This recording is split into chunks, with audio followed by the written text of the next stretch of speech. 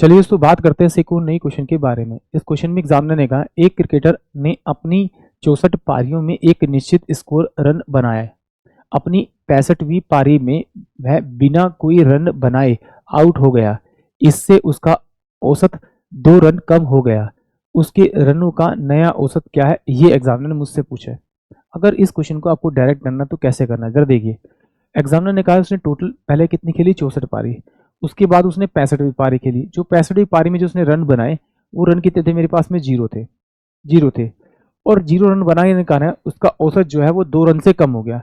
इसका मतलब है इस 65 को आप 2 से मल्टीप्लाई कर दीजिए, तो 2 से मल्टीप्लाई करेंगे तो कितना आएगा, 130।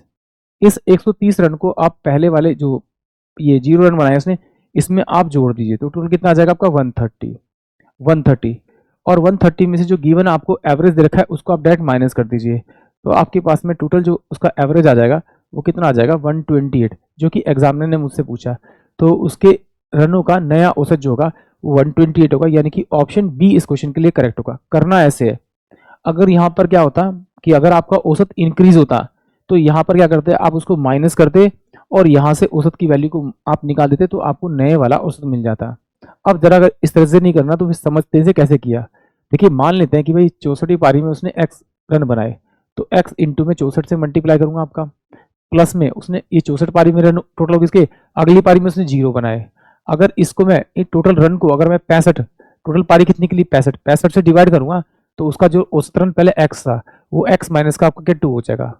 क्रॉस मल्टीप्लाई कर देते हैं तो ये कितना हो जाएगा 64x बराबर में कितना हो जाएगा 65, माइनस का कितना हो जाएगा आपका 130।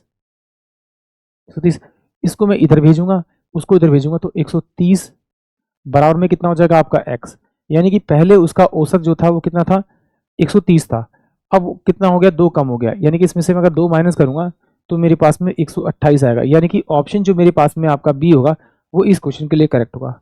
करना इसी तरह से डायरेक्ट कैसे करना है, जिस पारी में उसने रन बनाया उसको एज इट इज लिख लो, उसी पारी से आप यह मल्टीप्लाई कर दो। मल्टीप्लाई करने का जो नंबर आ रहा है अगर औसत बढ़ रहा है तो यहाँ पर उसको घटा दो, घटाने का जो वैल्यू आएगी उसमें आप औसत जोड़ दो।